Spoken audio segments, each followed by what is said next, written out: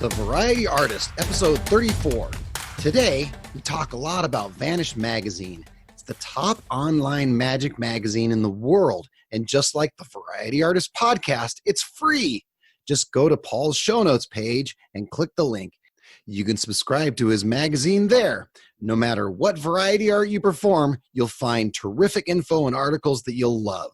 I've also put a link to one of Paul's amazing Chaplin performances. It really is spectacular. And by the way, if you haven't already, make sure to subscribe to this podcast on your phone or mobile device. Just hit subscribe and you'll get a new episode every Monday. Welcome to The Variety Artist, providing aspiring artists and entertainers with in-depth discussions from top performers from all over the world. So get ready to book some gigs, make some money, and have some fun with your host, John Abrams. He was the first recipient of the Robert Houdin Award. His fellow New Zealand countrymen named him the 18th Grand Master of Magic. He's a PCAM gold medal magic champion. He's the creator and editor of Vanish Magazine and has nearly 100 magic products on the market. Variety artist, I give you Paul Romhany. Thank you, John. That's you nailed the name too, which is usually people don't get it. So thank you for that. Well, I've only said it 1,000 times. Well, that's like when I'm working, you give it to the MC and you can see them in the corner saying it over and over and over. Romhany, Romhany, Romhany, Romhany. The minute they go on stage, they're going, Romhany, you can see it. Romhany, there. Ladies and gentlemen, please welcome Paul. They just, I've heard everything. So thanks for that. You're welcome. Well, hopefully now that we've said it on this podcast, people will pronounce it right. Oh, yeah, that would be handy, wouldn't it? Yeah, now we're going to talk about Chaplin and cruise ships and Vanish Magazine. We're going to talk about all that stuff. But before we get into that, what's your personal life like? We live on a little island, remote island, Vancouver Island, in a little village, Qualicum Beach. It's absolutely stunning here. And so it's quite quiet. We get up, we have a 7-year-old, so we get everyone up, ready for school, get them off. And then I'm working from the minute I get up, about 6 in the morning, 7, and try to do some work before he goes to school.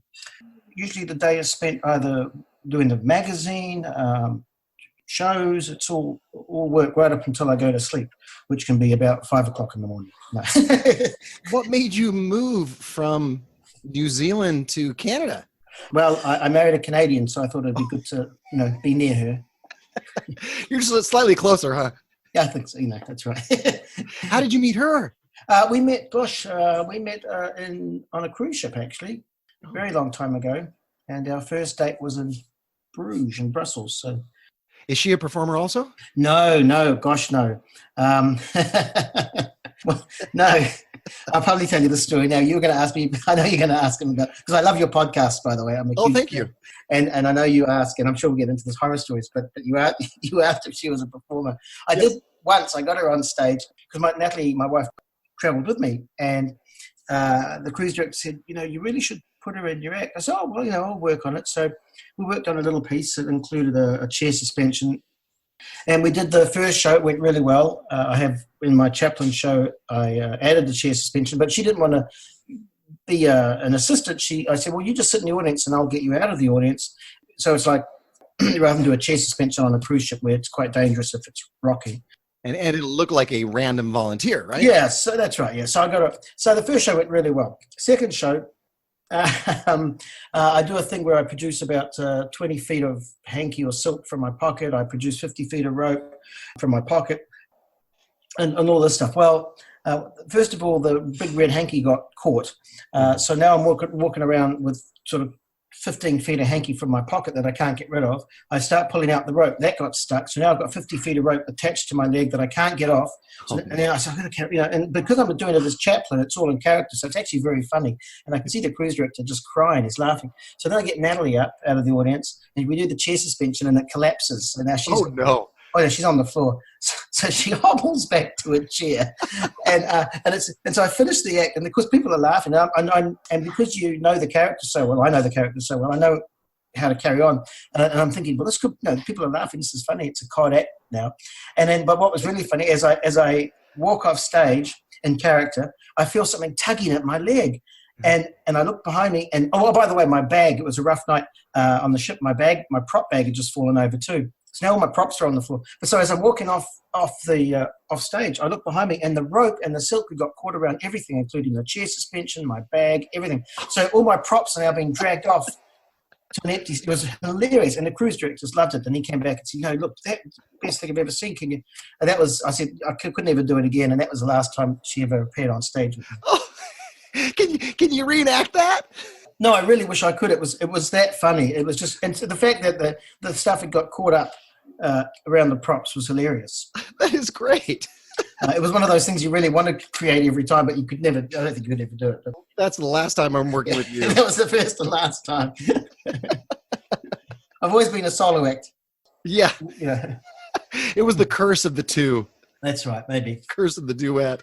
I think Chaplin was probably watching and think, well, this will be funny. Now I was stalking your Facebook last night. Yeah. And I noticed there was a puppet named Algie. Gosh, that's going back when I was a kid. I started as a ventriloquist when I was about 8 years old, and I saw Edgar Bergen on the Muppets, and I thought that's what I want to do, and I fell in love with ventriloquism, which I still do today. Yep, I love it. Oh gosh, that puppet must be about 70 years old. Yeah. 70-something. And what was freaky about that puppet, it was handmade by a guy in New Zealand, and way back when, in Second World, whichever war it was, I have no idea, there was a popular mechanics book or something, I forget what it was called, this little magazine that came out, and in there he saw how to make a puppet. So he made a ventriloquist puppet out of paper mache, and it's super strong. It's like, really, he made two of them, and I have both of them. But he used his wife's, he cut his wife's hair, which is really creepy, and he glued it on the puppet. So, and his wife passed away, so there's this wife's hair that's dead on the puppet. It's really freaky. What's funny is I have puppets, but I'm not allowed to keep them in the house because they scare my wife. That's kind of creepy.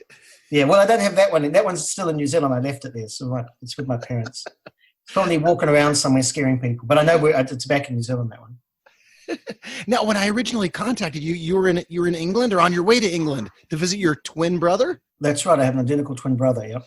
And you surprised him on his birthday? It must be your birthday, too.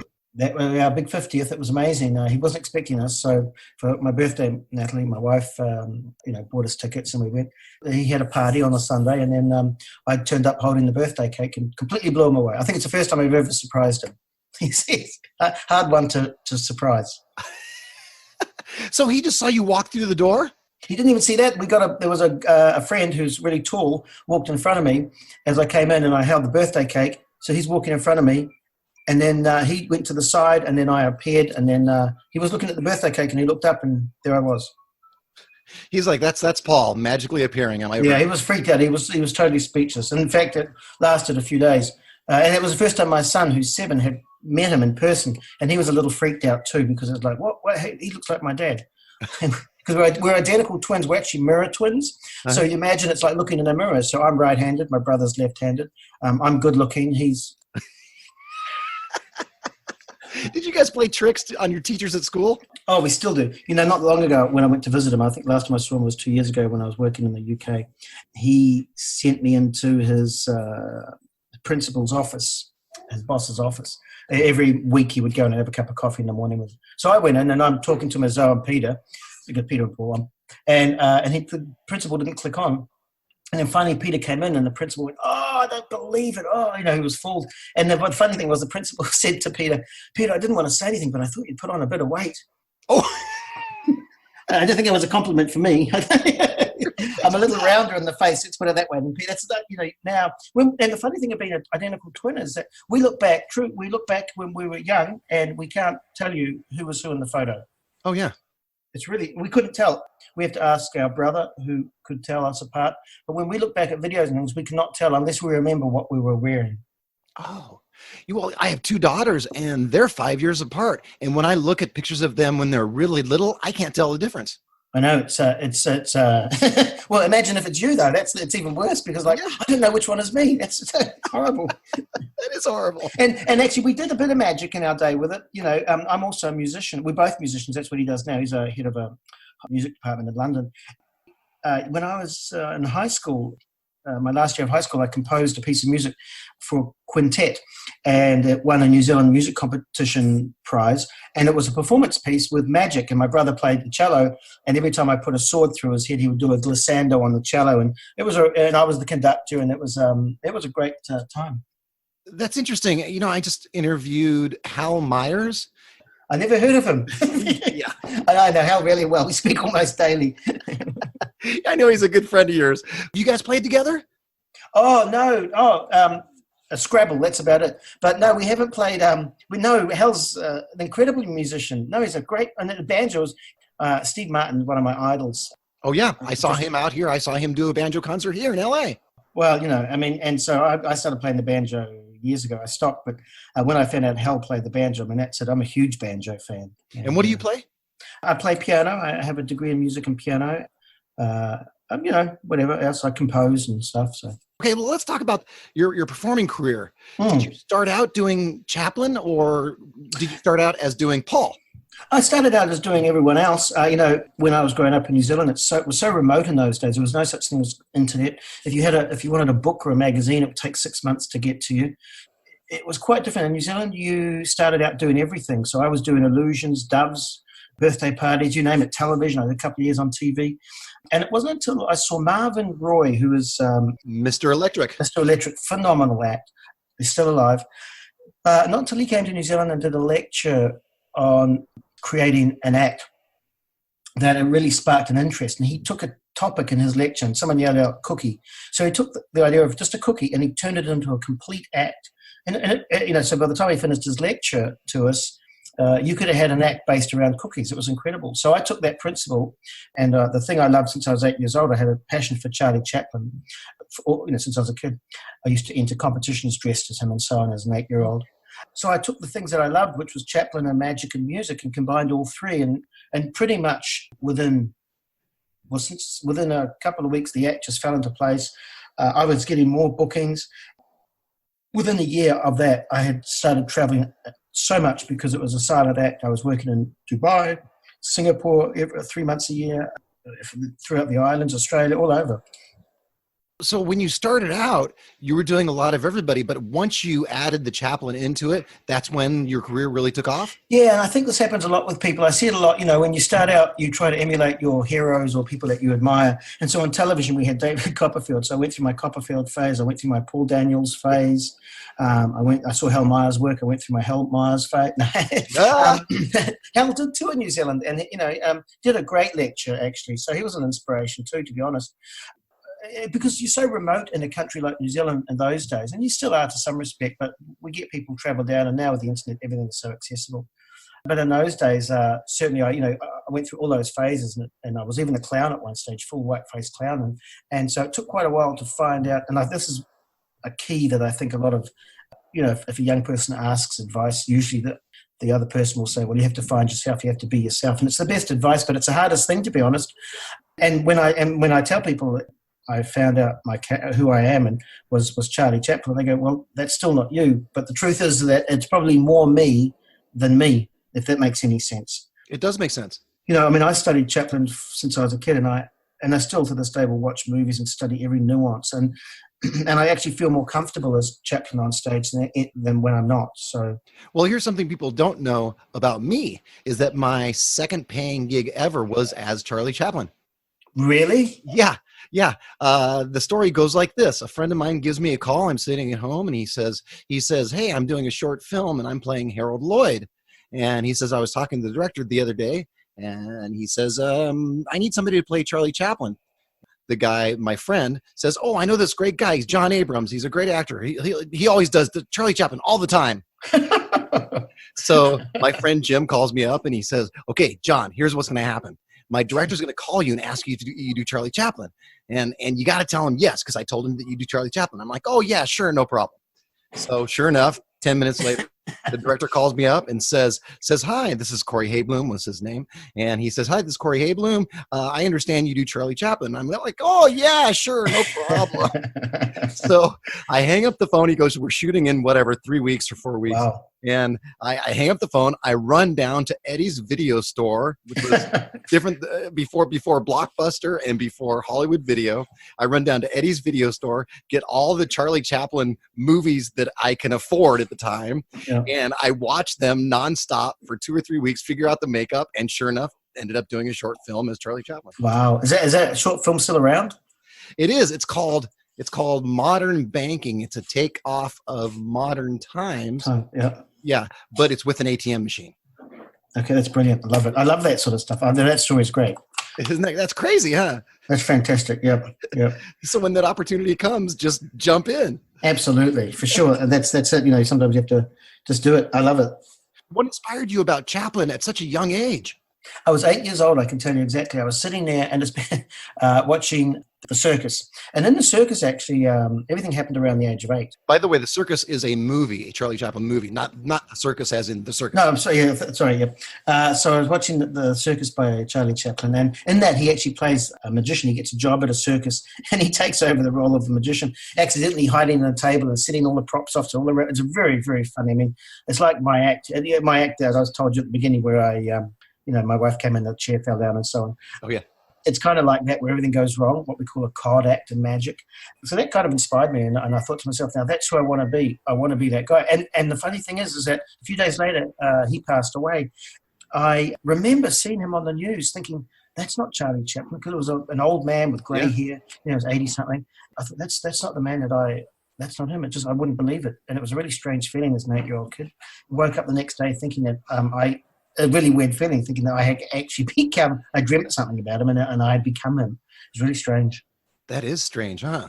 But I'm not him, and I don't walk around every day with my moustache and my hat. That would be bizarre. There are people, no, I've worked with people that are really into their characters. I've worked with. Your wife's like, well, Paul was in the room a minute ago.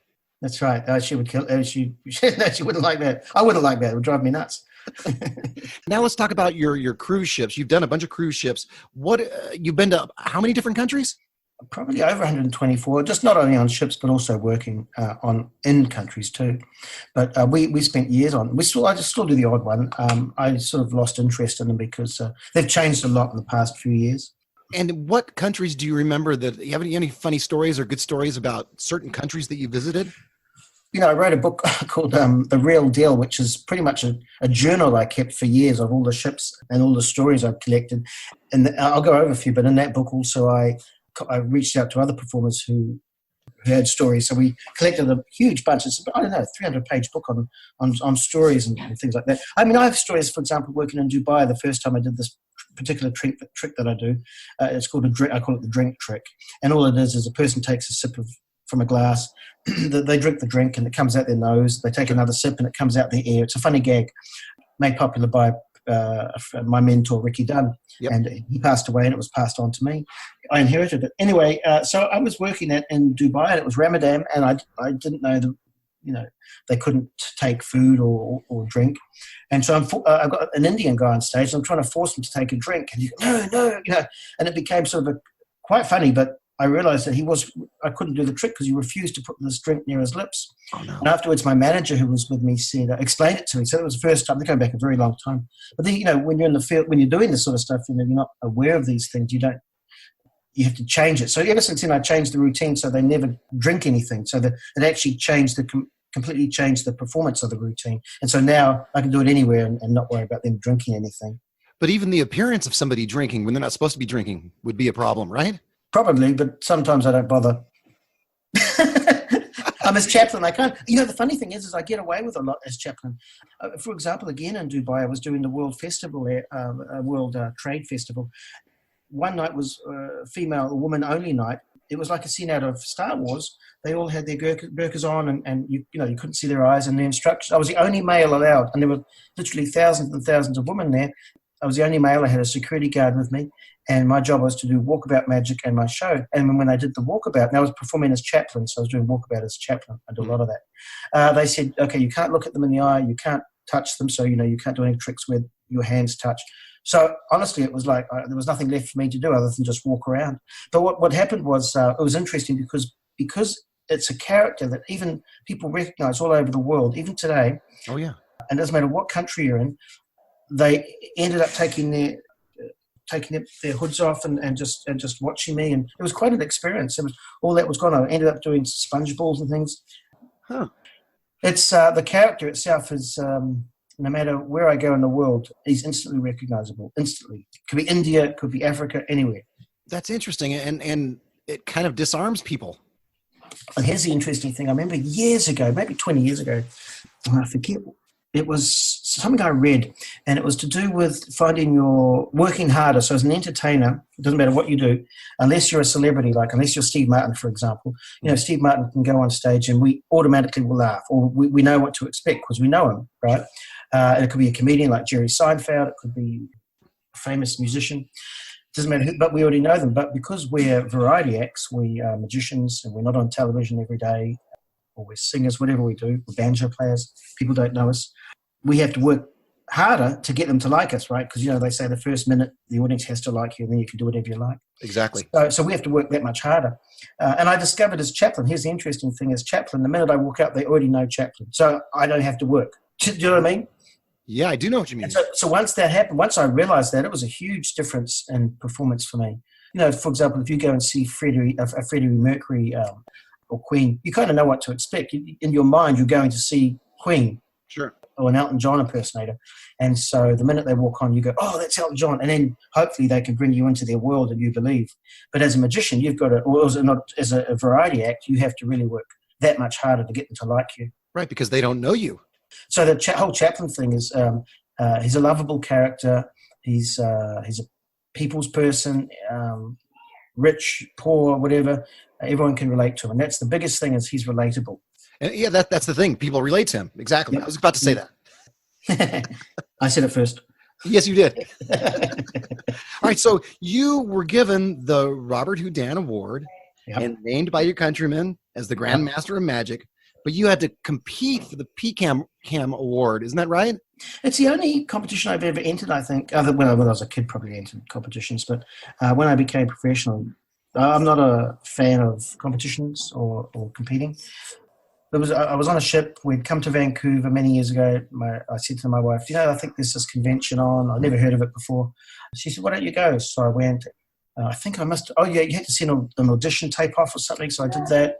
I went and did the show, did the competition, didn't think anything of it. In fact, I was packing up my bag ready to leave because I thought, well, I don't stand a chance. And then somebody came down and said, I think you better stay. So it was nice. It was nice. And the nice thing about that, and the one thing I do like about that award, the winner is judged by the audience. And the audience was a theatre of non-magicians, magicians and non-magicians. Oh. So I'm not a big fan of magic competitions, of competing.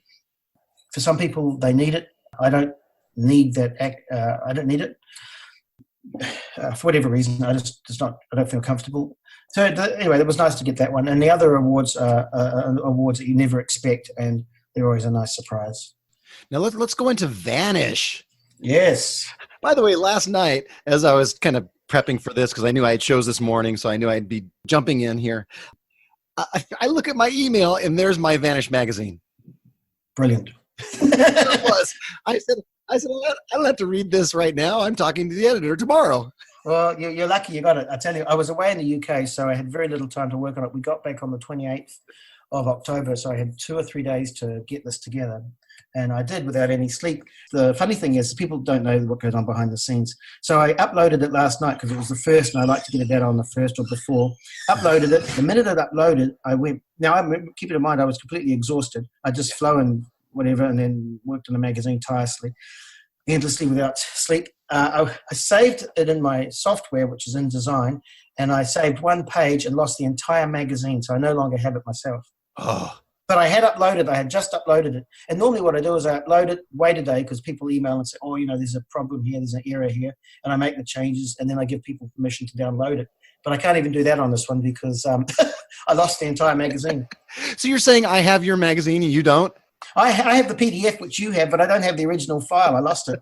I have one page of it, which I think is I went to save. I must have saved page 1, and that was it. So... So what made you create, what made you decide, I'm going to go for this now. I'm going to go all in and do it. Yeah, it's coming up to year 6 or 7 now. I forgot. It's 6, I think. Without being rude, I think there was nothing in any other magazine I was reading that interested me. I wanted something that was fresh. I wanted news articles that were current and with respect to everyone else. It was all the same people that we read about and we see about. I thought, there's nothing out there giving other people a chance. And that was really my big focus. And so I have a lot of friends that are professionals like Nick Lewin, who writes for me, Ben Robinson. These guys have been in the business for 30 plus years longer. They've got underwear older than me. No, I'm kidding. Still wearing it. Yeah. So, it's a chance for other people, and especially the feature stories. The nice thing about Vanish also, and the really nice thing about Vanish, is that something can happen and I can make a decision and then get on to the story, and then within 2-3 days, it's on the cover. A great example is Shin Lim winning America's Got Talent. Yeah. I'm good friends with Shin, and we were corresponding. I knew he was entering AGT, and behind the scenes we were talking, and then when it came, I could see that he was going to win. I mean, I knew he was going to do incredibly well. So I phoned him, not expecting to get hold of him, and we spoke the day the award was announced. America's Got Talent, that final. I said, I'm going to put you on the cover because I think you're going to do it. So I worked on it that day. And sure enough, he'd won. And then the magazine was out the next day. So that's the great thing about Vanish, is that something can happen, and the very next day it can be in Vanish. Do you know what I mean? You couldn't do that with a printed magazine, because you've got to give it lead time. You've got to 2 months. They've got to print it. They've got to post it off. None of that. People want their news instantly. That's the real secret to Vanish. And so something major can happen, like Shin Lim, or for example, Ding Yang, our feature cover this month for November. She wowed everybody at Magic Live, and Stan was kind enough to allow me to use the photos and so on. And I was able to do a story. So that's really current. Now, if it was a printed magazine, it wouldn't come out till next year. Sure. Another great example is the December issue. I can't tell you what's happening other than the person's going to have a worldwide TV series on the 30th. I think it's coming out the 30th on Netflix, and it's going to be huge. And so I have the world exclusive on that. And so the very next day, Vanish, he will be on the cover of Vanish. You'll be ready to go. That's great. So, that's the great thing about Vanish over any other magazine. I love Stan Allen changed Magic magazines, and he is my hero. He changed the world of Magic magazines and took it in a completely different direction. And you can get burnt out really easily, because a lot of the emails I get for Vanish are complaints. And I'm thinking, how can you complain? It's free. And Stan was laughing. He said, his was a paid magazine, and so he had to really pay attention to the complaints. And if I miss a date, like it doesn't come out on the 1st, I get emails saying, what's happened? I'm going, it's a free magazine. You're lucky you get it. As the majority of emails, it would make most people just go, you know what, I'm walking away. But not me, because I enjoy doing it. So, other than being current, what is the big difference between the written and the online magazine? There's the obvious things like interactive. We have everything's interactive. You can the advertisers love it, because people can click a button and they can go to the link. They can watch the trick. A couple of things I've noticed is I'm trying to keep the articles a lot shorter than printed magazines. Some of them I feel need more in-depth than others, but you can make the most obvious thing is you're not worried about the cost of paper. So if you wanted an in-depth article, you're not worried about how many words you use. Originally, when I started, each magazine was probably a couple of 100 pages, because it was every 2 months.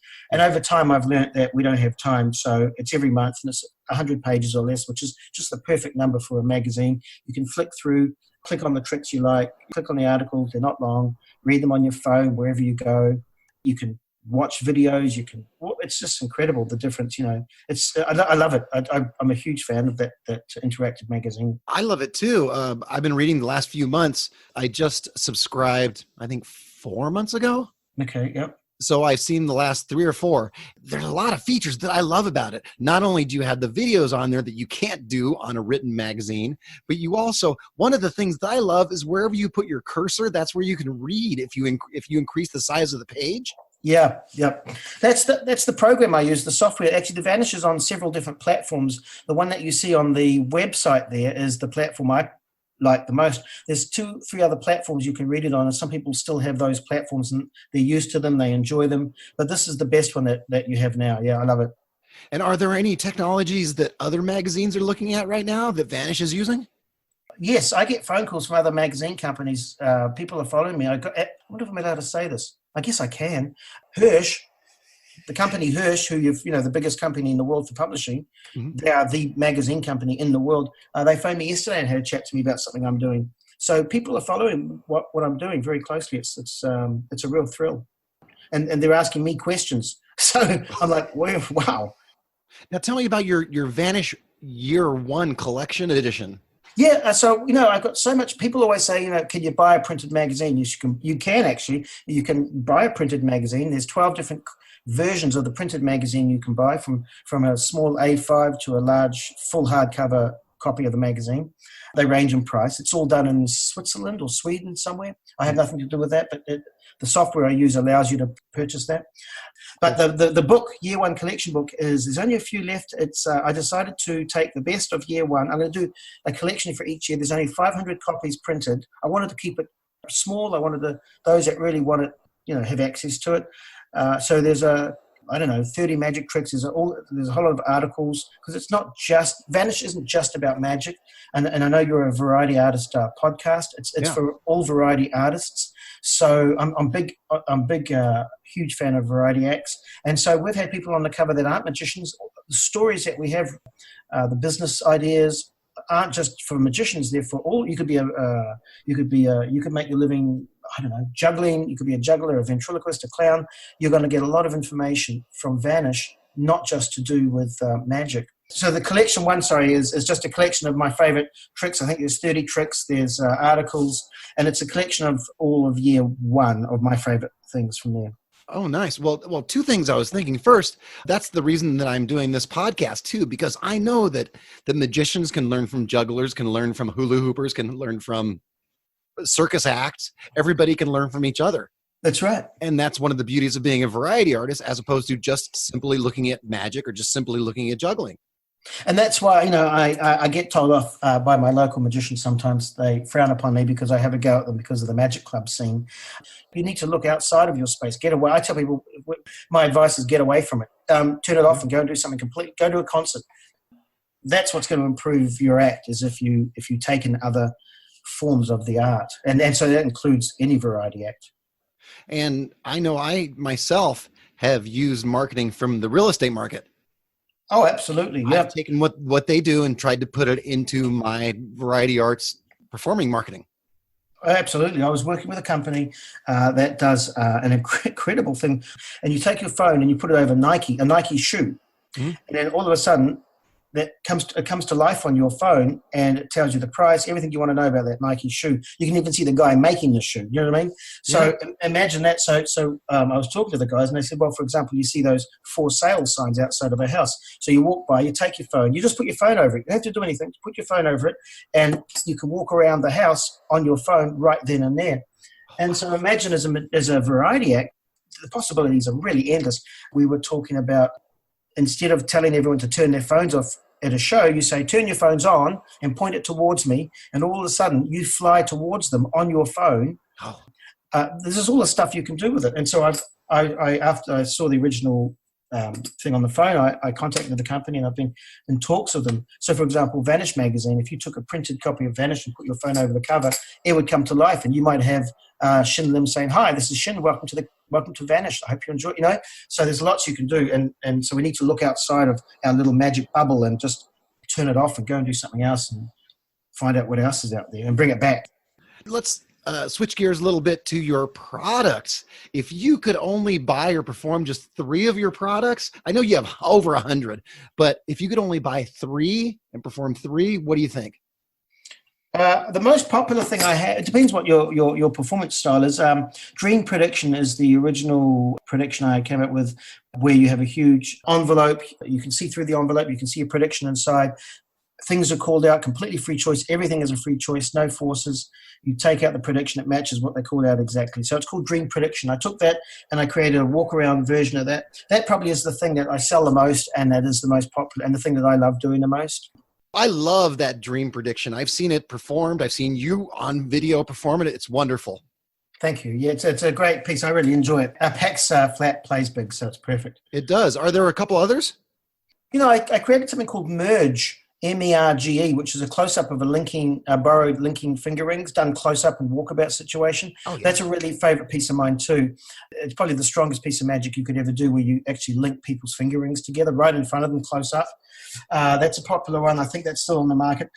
there's so much magic. I get so much magic to review with the magazine. I can get up to 20, 30 new effects a month to review. I don't choose them all. I choose the ones I like. I see some really good ones and some really bad ones. I choose not to review the bad ones because I just don't want to waste my time. My time is precious. The only reason I create magic is because I use it myself in my act. Everything that I have ever released is from my own act. I do not create stuff just to create stuff because, to be honest with you, you can't make a living creating magic and trying to sell it. The times have changed where they would buy 1, 2, 3,000 or something. You're lucky to get an order of 300 to 500 now or something. It's quite a different market now than it used to be. And that merge routine is great too. I've seen that also. Yeah, it fits in your pocket. So there's two's enough. Just go on Paul's product page. You have a whole product site or a product page, right? Yeah, it's paulromhanymagic.com. Well, we're going to move on to fact or something John just made up. Sound good? Sounds great to me, John. Is it fact? Or is it something John just made up? I'm going to read a headline, and you're going to tell me if it's something that actually happened or you did, or something I just made up. And if it is something you did, tell me a little more about it. Okay. First headline. Paul was held up at gunpoint and had to perform magic.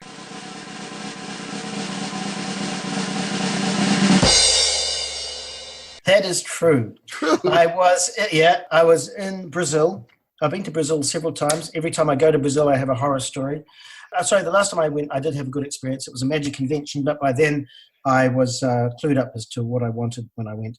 But the first time I went, I got off the ship. I was on a cruise ship, got off, went to the check-in. Before you get into check-in, they go through security. So before you even get your ticket, right, you go through security. So I went through security. I was there for an hour, finally got to my turn. And then in those days, I was doing a snowstorm that was invented by Kevin James, and it's in a big gift box. But honestly, it looks like it could be something else because it's a huge battery and machine in there with wires and things.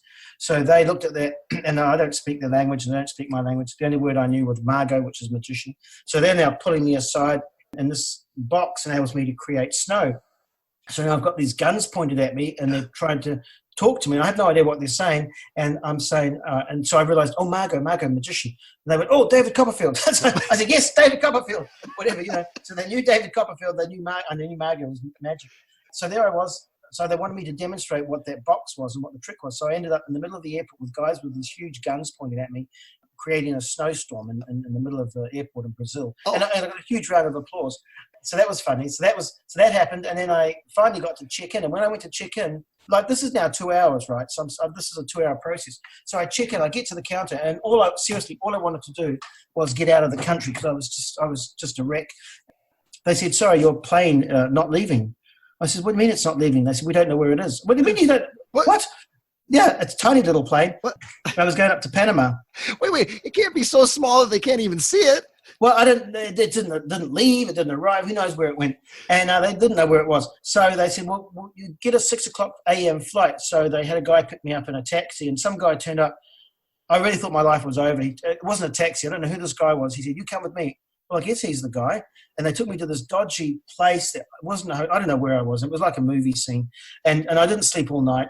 Anyway, the guy turned up. Sure enough, the next morning, took me back to the plane, and I got out of Dodge. Well, the funny thing was when I went to do the security again, I had to do security check.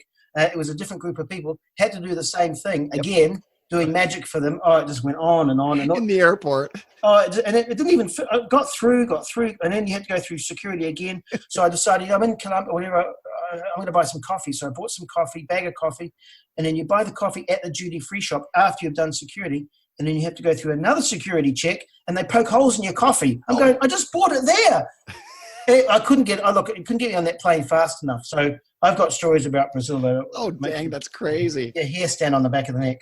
I'd like to have a video of you in the airport doing a snowstorm. Oh, jeez, I tell you. All right, we'll go on to the next headline. Yeah. Here we go. On stage, Paul reenacted the famous Charlie Chaplin scene where Charlie eats his own shoe.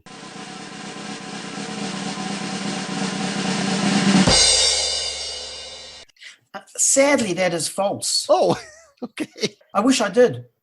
That's one piece. I have created versions where I had, like, the shoelace was spaghetti and I did some gags, but I never ate my own shoe. Is that what you meant? Oh, yeah, yeah. No, and the funny thing, the true story about that is with Charlie Chaplin, it was made of licorice. Yes, that's right. And he and the other guy, I forget his name, they got incredibly sick because they ate so much licorice. It made them very ill for about 2 or 3 weeks, I think. Yeah, famous scene. In fact, one of the things I was going to make up, I ended up not making it up, but I was going to say that Paul recreated the machine from modern times that Charlie goes through, but it was too dangerous. No, that's true. Oh, that's no, it's not true. I wish that were true. That'd be great. Me too. I wish it were true too. You're kidding? Half my house would be like that. I love it. When guests came into the house, they'd have to go through the machine. To get in. Everybody would have to go through it. All right, next headline. In 1 year of travel, the airlines lost Paul's luggage 14 times.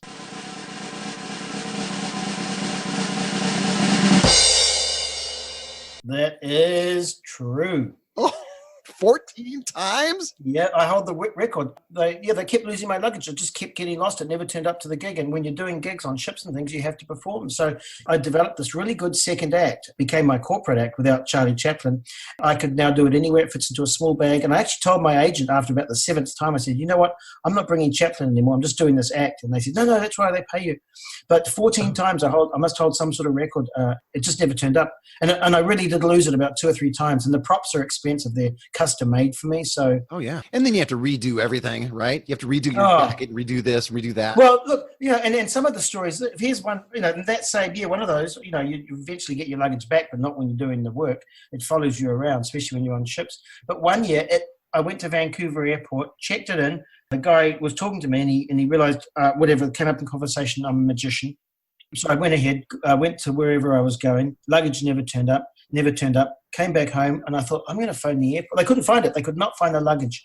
It turns out, and the oddest thing, the odds were against me, but I phoned up the airport, and I actually happened to get the guy that checked me in. Oh. It was just one of those small things. I got him. He remembered me. He said, I checked you in. I said, oh, did you? He goes, I'm going to go look personally. So he went and looked for my luggage personally. The tag had fallen off, so it never left the airport. Oh.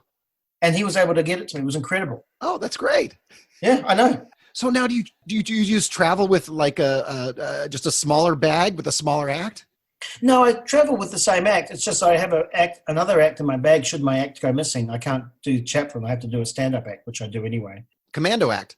Yeah, a commando act. Yeah, that's it. In fact, I think I wrote that in The Real Deal. I described the commando act in detail and exactly what I do. And all right, we're going to go into our last headline. Are you ready? I am ready. I'm sitting here with my bated breath. Okay. Years ago, when Paul was doing kids shows, he produced a large New Zealand rabbit, and just as he held it up, it sprayed the entire front row of the audience.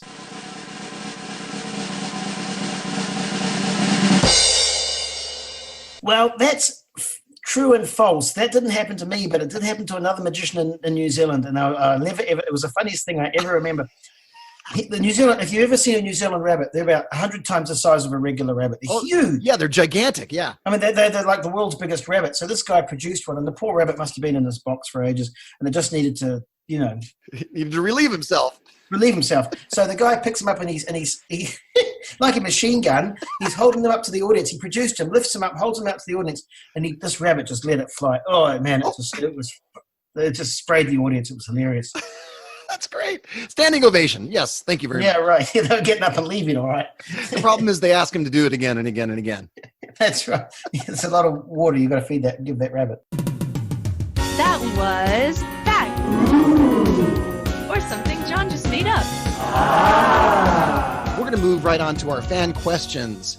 You have a bunch of fans and a few fan questions. Well, that's a surprise.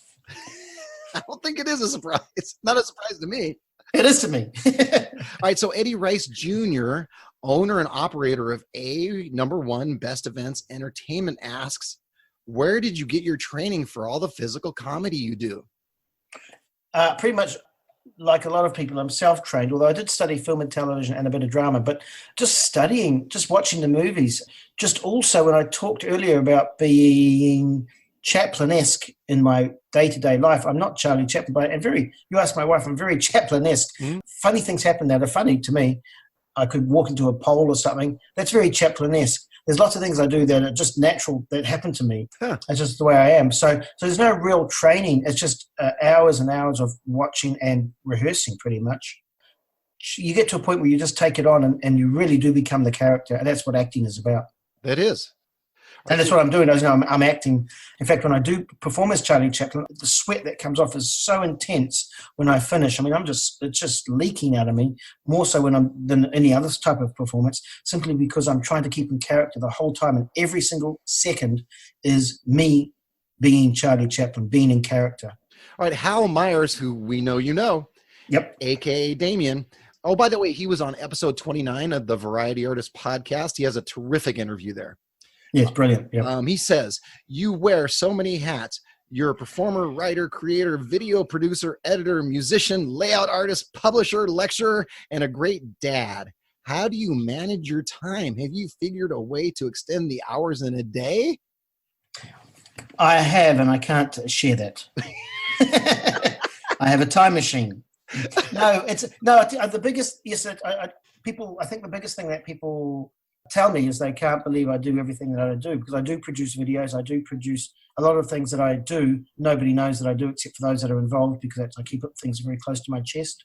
So I have a lot of other things going on that nobody knows about, because that's just how I am. I'm also not a fan of social media and telling everybody what I do. It comes down to one thing. Years ago, I think the best thing I ever learned was years ago about time management, and just making a list and just going through the list. Even if there's stuff on there you hate, you just tick it off as you go. Do it as soon as you get up. And I have a list every day. I tick the list off, and boy, by the end of the day, you feel you've just, even if it's only 3 things, if you've ticked those 3 important things off you needed to do, and the sooner you tick them off, the better you feel for the rest of the day. And then you go, wow, now I've got this down. It's incredible. I've got all this other time. So time management is by far the best thing anybody could ever learn about or do. And using those to-do lists, like you said, at the end of the day, you're like, wow, look at all this great stuff I did. And you feel really good. You feel you've accomplished a lot, especially because we're self-employed. We have to do everything ourselves. So I think one of the biggest time wasters is Facebook or social media, unless you're using it for a business. I stopped going on there all the time years ago, because I realized how much time I was spending on there. Sure. I don't need to know when somebody takes out their garbage or what they had for breakfast. And I'm happy that people are working and doing shows, but I really don't need to see it. It doesn't bother me. Billy McComb gave me the best advice I've ever got ever, which was don't tell them anything. Let them buy a program. For me, that's the advice that I stick to. So unless I'm doing a public show that I need to get people bums on seats, then I'll put it on Facebook or social media. Sure. But other than that, I use social media simply for family photos, and so my parents can see my photos and my brother can see it, So that's just my own little thing. But time management, use your time wisely. And I don't think sitting on Facebook, I see all these people on Facebook, I'm thinking, boy, if you must have a lot of time on your hands, because that's a lot of time on social media. Yeah. I was joking with Hal about you, and you have a twin brother, and maybe you're part of triplets. You just haven't told anybody. Maybe you have like 7 brothers that are just like you, and they work all day long, and they say, yes, it's just Paul working, but it's actually 7 different people. Thanks. You've just exposed the whole secret. Well, that's what you didn't want to give away, right? That's exactly what I didn't want to give away. I wish that was the case. In fact, I often think, boy, I could hire somebody to help me out. But then I would only probably double my work, so I'm quite happy. Probably. If you have 2 people, it'll double your work. Exactly. Well, it would do, because I'd be thinking, now there's more stuff I can do. That's right. More things you can fit in the day. That's right. Thank you, Paul, for doing my podcast. It was wonderful. You're a great interview. You're a terrific person. I really appreciate you being here. Thanks, John. And really, I'm a huge fan. I discovered your podcast, and I'm a big fan of it. I love it's really great. Thank you. Thank you, and thank you for being on. And thanks to all my variety artists. If you found this podcast valuable, tell a friend. That's how we can spread the word. And make sure to subscribe to Vanish, Paul's free online magazine. You can reach me at my email at john@thevarietyartist.com, or join my Facebook group at The Variety Artist, where you can ask me to ask questions of our guests. Now go out and book those gigs, make some money, and have some fun. That's all for this episode of The Variety Artist, but your journey continues on our website. Go to thevarietyartist.com for more strategies, insight, and resources, as well as show notes on today's guest to assist you in your career. We'll see you on the next episode of The Variety Artist. But until then, go out and book those gigs, make some money, and have some fun.